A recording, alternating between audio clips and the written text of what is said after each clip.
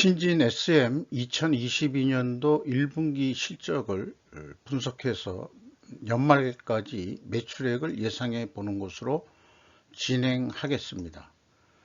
하단에 나와 있는 내용 참조해 주시고요. 구독, 좋아요, 내용이 좋다면 구독, 좋아요 꼭 부탁드리겠습니다. 그리고 1.5 배속을 보시면 편하실 거로 생각이 됩니다. 오늘 날짜로 항경 코리아 마켓 심성미 기자의 이런 뉴스가 나왔습니다. 3주 만에 11억 차익, 무중 요구 후 단타친 왕개미의 정체. 상당히 센세이셔널한 제목을 따가지고 소개를 했는데, 소개하기 전에 그 네이버에서 그 주가를 그래프를 좀 뽑아 왔는데요. 이 최고 그 15,000원대까지 올라갔을 때가 작년도 7월 6월 말경 정도가 되겠습니다. 그리고 최근에 이제 그 다시 좀 뛰었는데 현재 1,300원에 이렇게 되어 있습니다. 갑자기 뛰었다 이렇게 됐는데, 갑자기 뛰고서 가격을 팔아먹었다, 아니 높은 가격에, 이런 내용이 되겠어요. 그래서 그 내용을 보면은 무상증자를 요구해서 취득한 후에, 회사 지분을 취득한 후에 무상증자를 요구해 주가를 끌어올려 3만 주에 11억의 차익을 실현한 왕개미가 등장했다. 3주 만에. 그러니까 그 단기에 작전을 했다, 이런 뜻이 되겠죠. 무상증자 공시와 함께 상한가로 직행하는 기업이 늘어나는 최근 형태. 뭐 저는 뭐 주식 전문가가 아니라서 잘 모르겠습니다만 이것을 역이용한 것이다. 시세 조정 협의가 의심되는 만큼 한국거래소에 면밀한 조사가 필요하다고 전문가들은 입을 모으고 있다. 그러나 무상증자 요구에 대한 공시로 주가가 폭등한 당일 김 씨라는 분이 이제 그 왕개미의 정체 모양인데요. 주식을 처분한 것으로 밝혀졌다. 지난 7일과 8일 각각 2만 얼마주, 2천주, 39만 주를 장내 매도했다. 지난 11일엔 전량 팔아치웠다. 이런 내용인데, 그 내용이 또한 5% 이상 지분을 소유하고 있는 주주는 공시를 하게 되어 있습니다. 그래서 공시 내용을 보면은 여기 우측에 나와 있는 건데요. 김대용 씨라는 분이 3번에 걸쳐서 96만 주를 팔았습니다. 그리고 나윤경 씨라는 분이 12만 4,730주를 두 차례에 걸쳐서 다 매각을 했습니다. 처분을 했습니다. 그러니까 7월 11일 날 이제 다 비싼 가격에 11,300원에 팔았다, 이런 얘기가 되겠죠. 쌀 때 사가지고 비싼데 판 거가 뭔 거냐, 뭐 이렇게 또 얘기할 수도 있을지 모르겠습니다만은, 주가 상승 요인이 그 신진 SM이 뭘 가지고 있느냐, 그건 아까 뭐 무상증자라 뭐 이렇게 돼 있지만은 회사는 아직 무상증자 계획이 없다, 이렇게 답변했다는 거 아니에요.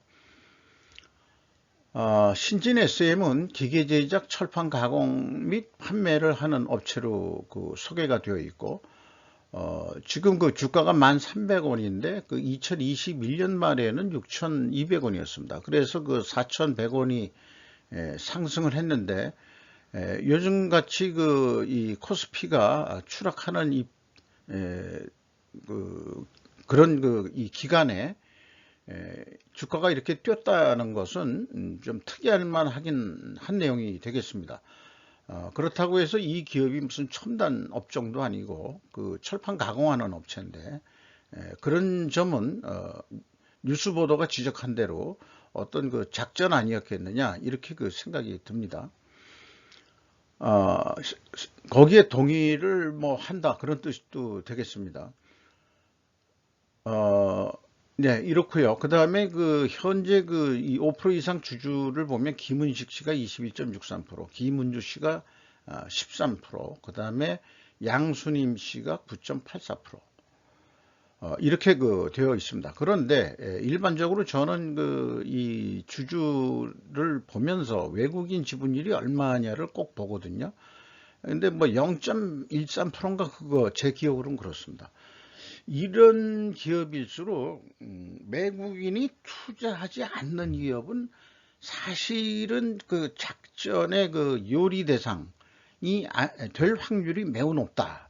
저는 이 건 하나로 얘기하는 게 아니고 전에 그 뭐 아시아 경제 쪽에서의 의뢰로 몇 건을 좀 분석을 해 본 적이 있는데요. 그럼 외국인 지분이 없는 그 기업일수록 거의 이 작전주가 많았다. 이렇게.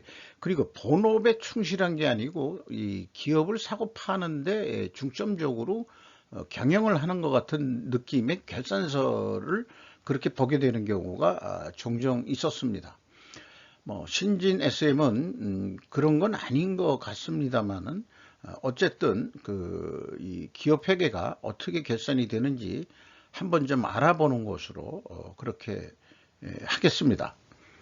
한마디로 외국인이 쳐다보지 않는 종목은 쳐다보지 않는 게 좋겠다. 그렇게 생각합니다. 스루프 손익 내용에서 매출이 133억 원으로서 전년 동기보다 38.7% 크게 증가했습니다. 그런데 매출에 비례하는 매출 재료비는 더 크게 증가해서 44%가 증가했습니다. 이것만 보더라도 철강제 개통이니까 2021년도 그렇고 2022년도 그렇고 계속 상승 추세에 있거든요. 원재료 가격이 급등 추세에 있거든요. 그래서 이걸 보더라도 원재료 가격이 크게 상승했다고 추정할 수 있겠습니다. 이 결과 스루풋은 금액상 31.6%밖에 증가를 안 했고요. 스루풋율은 거꾸로 2.2% 하락을 한 결과입니다. 그리고 운영비용을 2.3%를 줄였어요. 어떻게 인플레 시대에 어떻게 이렇게 줄일 수 있겠느냐. 이것도 이제 뭐 한번 알아보는 거로 해보죠. 그래서 이 판매 관리 비율상으로도 2.5%를 하락시켰습니다. TO의 생산성은 그런데 이 운영비용의 감소로 인해 가지고 생산성이 1.49로 크게 상승했습니다. 0.38로. 죄송합니다. 갑자기. 죄송합니다. 그래서 스루풋 영업이익은 18억 원으로서 전년 동기 대비 355%나 크게 증가했고요. 원가 회계로는 1791%나 증가한 거로 계산이 되는데 원가 회계보다 2,900만 원은 적은 수치입니다. 이것은 이 재고자산, 특히 가공비 재고자산이 증가했기 때문입니다. 재고자산 내역을 보면은 WCAI 가공비 배부 재고자산이 1억 2,100만 원 증가했습니다. 전년도에는 좀 떨어졌네요. 요 위의 내용은 나중에 별도로 또 왜 이런 양식으로 공시를 해야 되는지를 추가로 말씀드리겠습니다. 비용의 성격적 분류 내용을 이렇게 1번과 2번 MC 매출원가 재료비, OE 운영비용으로 크게 디커플링해서 스루프 분석을 하고 있습니다. 매출원가 재료비가 여기에서도 36% 크게 증가한 거로 나와 있습니다. 그리고 가공 비율이 25억 원으로서 전년 동기 대비 5.9%가 감소했습니다. 그래서 가공 비율이 무려 11.3%가 하락을 했는데 일반 제조업에서 가공 비율이 이렇게 두 자릿수로 변경되는 경우에는 독특하고 특이한 경우입니다.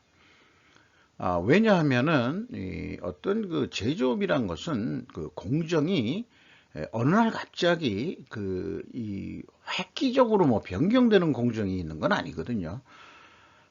총 제조 비용 중에서 원재료 비용이 크게 급등을 하지 않는 한 이렇게 가공 비율은 하락하지 않을 겁니다. 그러니까 이게 좀 이 특수한 경우고 정상적이지 않은 경우에는 좀 의구심을 가지고 봐야 되는 그런 그 수치가 되겠습니다. PQ 총 제조 비용의 차이가 있는데요. 요거는 이제 다음 장에서 아주 본격적으로 좀 말씀드리기로 하고, 운영 비용 중에서 이 인건비가 23억 원대가 지급이 됐는데 33.3% 증가했습니다. 직원 수도 22명 증가했고요. 분기 평균 임금이 1200만 원인데 연간으로 보면은 4800만 원 연봉이 되겠습니다. 전형적인 소기업이죠. 소기업 형태를 가지고 있습니다. 임금 인상은 좀 꽤 올려준 거로 되어 있습니다. 그 전년도 4100만 원 선이면은 진짜 박봉에 직장 다니고 있다. 요즘 같아서는 그렇게 얘기할 수밖에 없겠죠. 소모품비는 무려 근데 57.7%가 증가했는데 전체 운영 비용은 감소를 했거든요. 그래서 그 기타 비용이라는 게 126%나 줄었습니다. 비용을 마이너스로 표시할 때는 거꾸로 과거에 많이 나간 게 다시 환입을 잡았다든지 해서 이게 그 비용이 거꾸로 발생된 게 아니고 발생이 줄어든 거죠. 발생이 줄어든 거로. 근데 이 내용이 뭔지는 자세하게 나와 있지는 않습니다. 2단계로서 그 WCAI 가공비 배부 재고 자산의 증가액과 비성분 회사가 이걸 제시하는 재고 자산의 변동액이죠. 이게 차이가 없어야 정상인데 이 차이가 9억 9,300만 원이나 납니다. 전 분기는 2억 8,100만 원이 차이가 나고요. 그리고 또한 이 WCAI는 1억 2,100이 100만 원이 재고가 증가하지 않았습니까? 그러면 비성분에서는 마이너스로 표현되게 되는데 이게 역으로 플러스로 되어 있습니다. 이거 하나만 보더라도 이게 분식회계 개연성이 너무나 짙다. 이렇게 볼 수 있겠습니다. 재고자산의 변동범위 기준을 합리적으로 추적할 그런 근거는 전혀 찾을 수가 없습니다. 그래서 그 비가공비 배부 재고자산, 주로 원재료겠죠. 그거에 대한 증감액을 가감해 줘도 9억 5,700만 원 차이가 있다. 그러니까 올해 1분기에 이익이 너무 많이 날 것 같으니까 이익을 줄인 거 아니냐. 이렇게 생각이 듭니다. 그런데 현금 흐름표로는 일치를 하죠. 그래서 이 공인회계법인들이 그 재고자산의 그 투명성을 검증하는 것은 주로 전체 재고자산의 그 현금 기준으로 맞춰서 잘 됐다 이렇게 얘기하고 있는지 모르겠습니다만 대한민국에서 한국에서 저처럼 이렇게 분석해내는 사람은 아마 제가 유일할 겁니다. 분명히 불투명합니다. 이렇게 생각이 듭니다. 그리고 1, 2, 3단계가 있음에도 불구하고 또 하나의 검증 과정, 다른 측면에서 접근하는 거죠. 평가지표로 접근하는 건데 스루펀율이 상승했습니다. 그 다음에 재고 회전율이 상승했습니다. 그리고 스루펀율은 하락을 했죠. 그래서 이걸 역방향이라고 합니다. 역방향이면 부식회계 개연성 가정을 세웁니다. 분석 경험상 세우는 가정입니다. 그러면 회사는 우리는 그런 회사 아니에요 라고 반증을 하시려고 그러면은 원재료 가격의 하락이나 판매 가격 하락이어야 됩니다. 그러나 아시다시피 그 손익계산서에서도 충분히 원재료가 급등했다고 추정이 되고 그 다음에 그 가공 비율의 그 하락을 보더라도 재료비 가격이 크게 상승했을 거라고 추론하는 게 합리적이거든요. 그런데 그 철강 가격이 하락했을 거라는 추론은 맞지 않을 거고 뭐 확인된다 하더라도 이미 그 다른 철강 회사라든지 이런 걸 보더라도 그 철강 가격은 엄청 크게 큰 폭으로 상승했기 때문에 이 추론 자체가 성립이 안 될 것 같아요.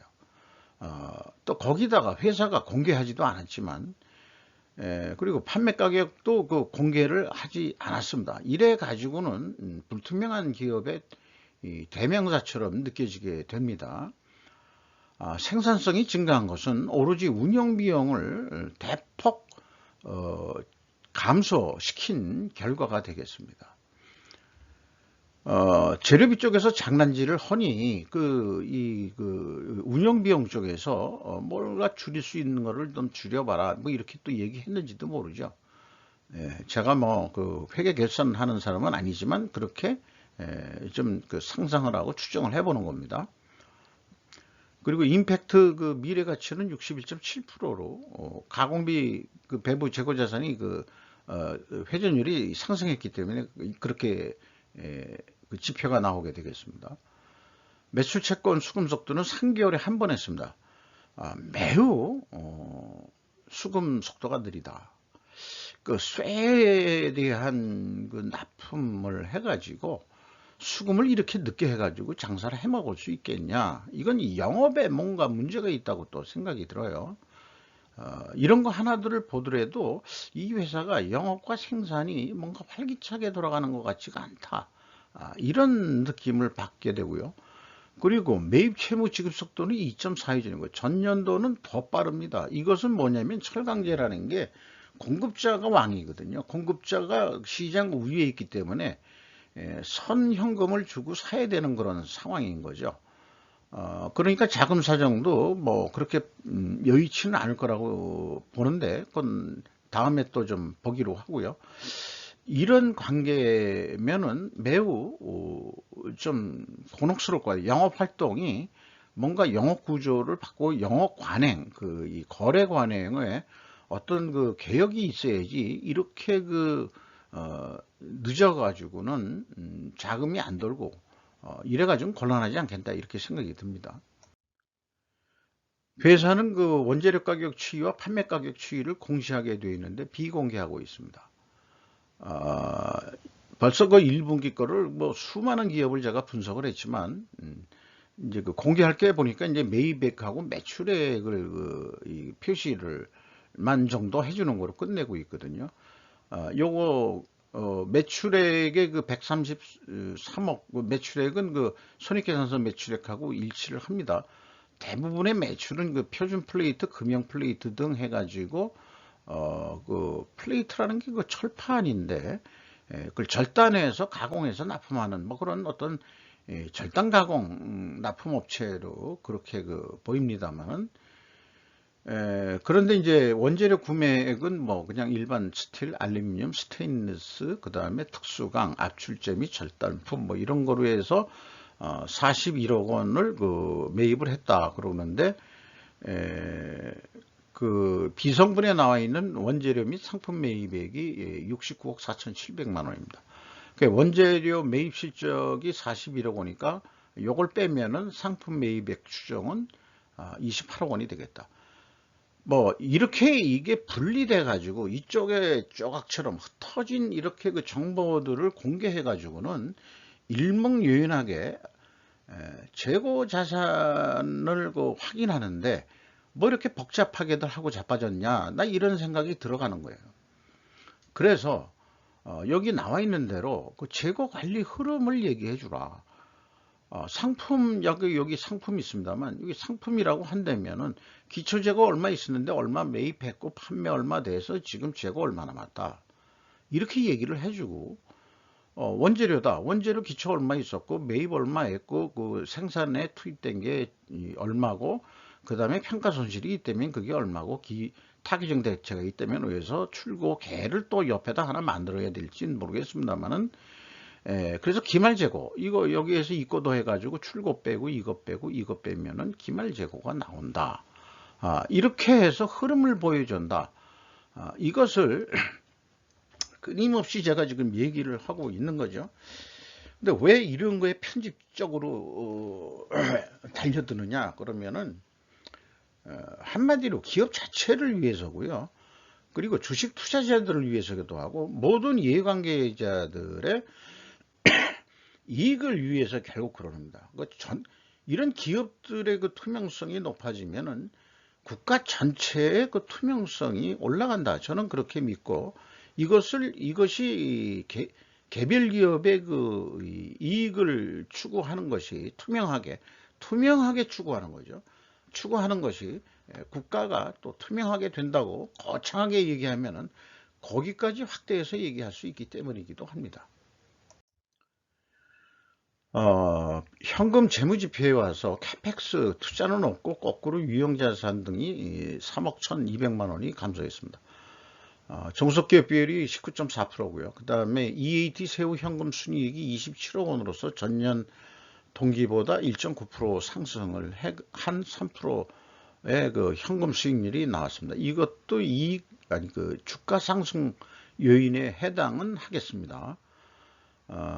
실적은 뭐 상승 요인으로 다 나옵니다. 아까 그 임팩트 미래가치도 상승 요인이 있었고요.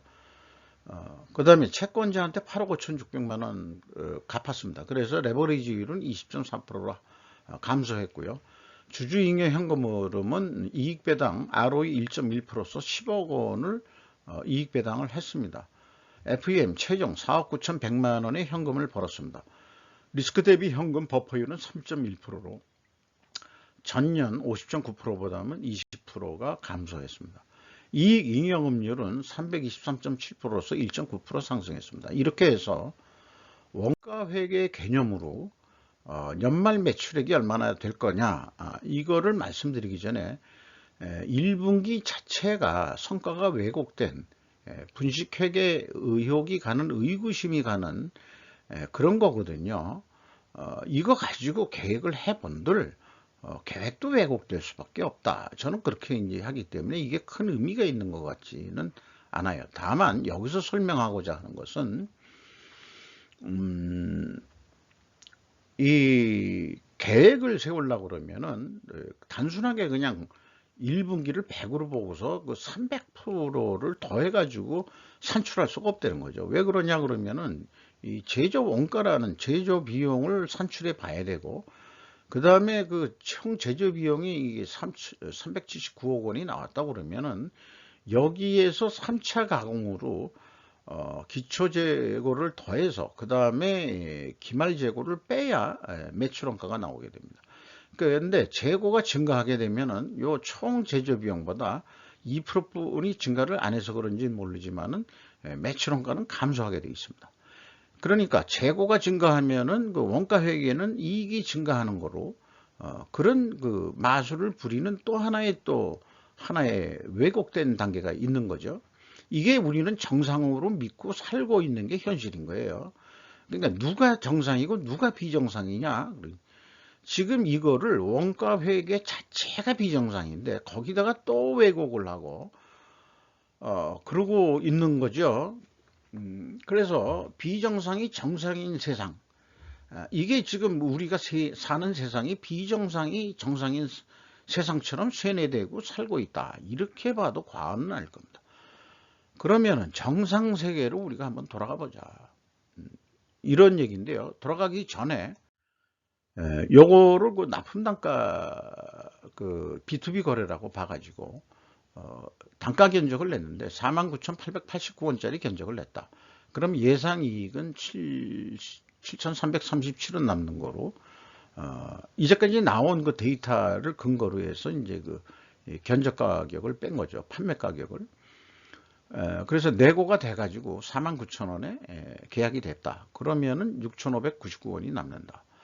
그러면은 목표대로 한 7,300원 남으려면 어떡할 거냐? 그러면 매출을 한 3% 올리면은 이게 이제 그 판매 단가를 올릴 거냐 아니면은 판매 수량을 올릴 거냐? 단가는 일단 결정이 됐으니까 판매 수량을 증가한다는 거로 보죠.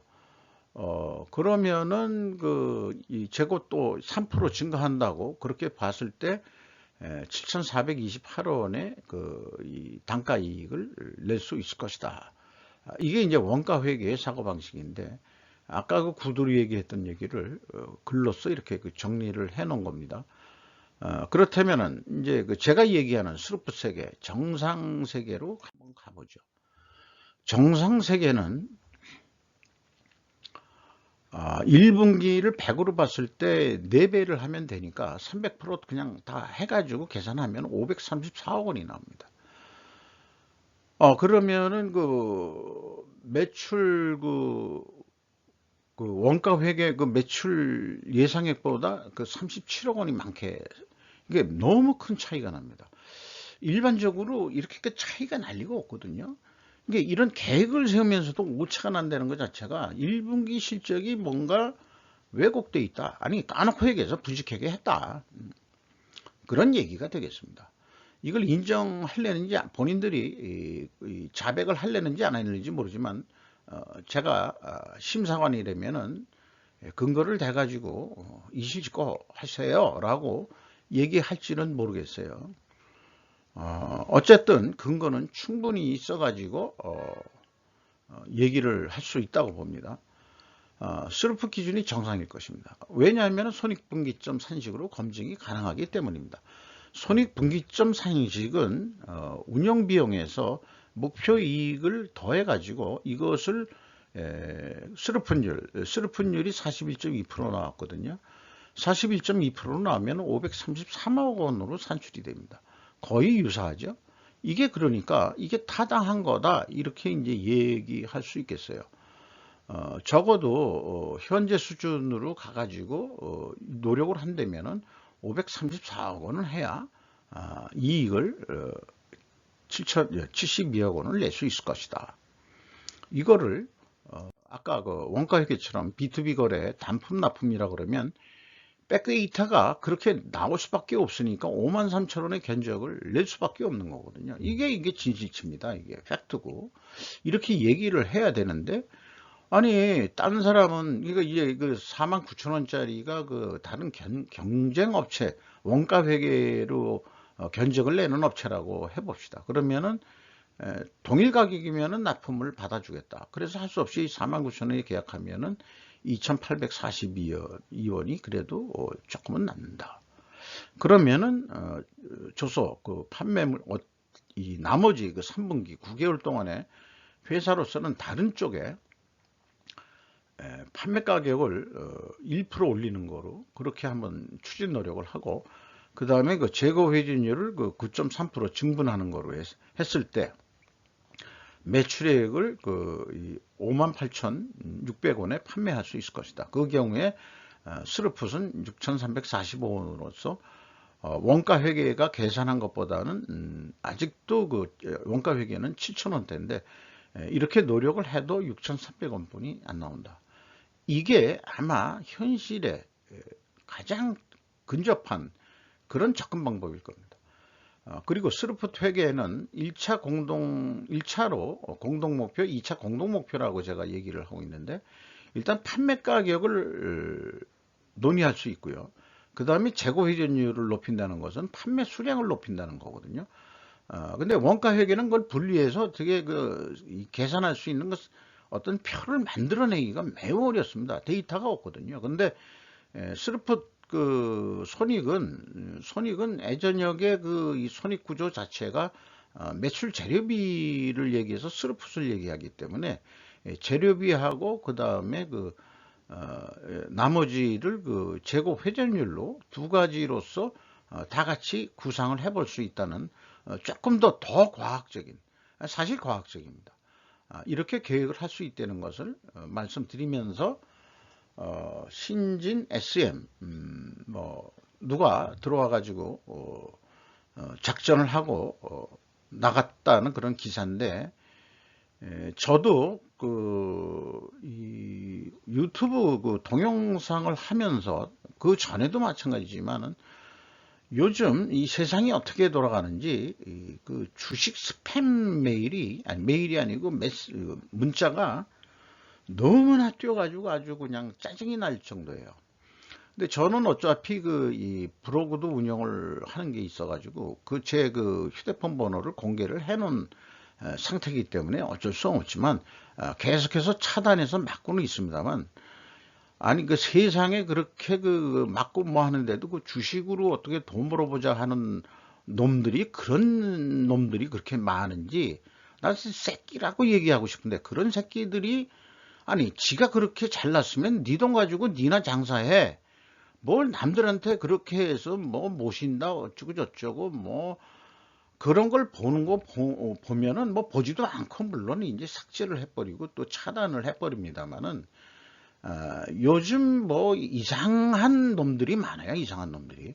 그러니까 제대로 왜 그렇게 됐을까 그러면은 이런 그 신진 SM 같은 그렇게 큰 손들, 큰 손인지 아닌지 모르겠습니다만 이렇게 뭐 이런 걸 하다 보니까 개나 소나 그 노력 없이 돈을 벌려는 놈들이 그렇게 심리들이 많이 있는 건지, 또 젊은 세대들도 그런데 유혹을 해가지고 돈을 뭐 투자했다는 동, 조금 세상이 좀 크게 변하는데 이게 어떻게 이런 세상이 됐는지, 주식시장도 좀 건전하게 좀 투자라는 의미에서 좀 가야 되는데, 이게 이 투기판 같이 움직이는 그 흙탕물을 흐리는 미꾸라지 놈들 때문에 선의의 어떤 그 주식 투자자들이나 또 그 선량한 투자자들이 그 개피를 보는 그런 경우를 많다고 하니까요. 그러면서도 제가 뭐 이렇게 그 기업 분석을 하면서 주식 얘기를 하는 것은, 주식 뭐 거기까지 얘기하는 것은 나름대로 그 주가가 경영 성과를 그 밑바탕을 가지고 그래도 하는 거냐. 그래도 베이스는 그래도 경영 실적 아니겠느냐. 주식이라는 게 그 3대 불가사의 하나라고 해서 개구리가 얼로 뛸지 모르고 주가가 얼로 뛸지 모르고 여자 마음은 얼로 뛸지 모른다는 게 우리가 20대 때 들었던 이미 얘기예요. 얘기인데, 그렇다 하더라도 이 주가란 것은 베이스로는 기업의 경영 성과가 밑받침이 되어야 된다. 따라서 신진 SM의 이 경영 성과가 분식회계 개연성이 있다. 이렇게 봤을 때는 그렇게 분석을 해서 이런 투자를 하면 안 되겠구나 라고 또 의견을 줄 수도 있을지도 모르죠. 저는 어쨌든 뭐 투자하라 말라라고 얘기는 할 수 없는 입장입니다. 전문가도 아니고, 또한 그 투자하세요 말아요 하는 거는 이제 노골적으로 이제 그 영업 허가를 받고서 해야 된다, 법적으로. 그게 합법적이라고 그러거든요. 그러니까 저는 그렇게 뭐 팔자 사자 하는 의견을 낼 수 없는, 그러니까 법적으로 이 권리가 없는 거죠. 자격도 안 되고. 그러니까 그 주식 주가는 어떻고 그다음에 그 기업 분석 내용은 어떻다 하는 내용은 얘기해도 주식을 사세요 파세요 이런 그 주식방 하는 놈들하고는 틀릴 수밖에 없는 거죠. 저는 그렇게 생각합니다. 이 자리에 대해서 저한테 그 스팸 문자를 보내는 새끼들 좀 정신 차리고, 돈 있으면은 니들이나 투자해라, 이렇게 그 놈들한테 얘기하고 싶습니다. 놈 자자가 욕이 아닙니다. 네, 새끼도 욕이 아닙니다. 강아지 새끼라는 뜻으로 제가 얘기하는 거니까요. 까불지들 말고 좀 건전하게들 세상을 살아보기를 권하는 바입니다. 조금 격해졌는데요. 좀 마치도록 하겠습니다.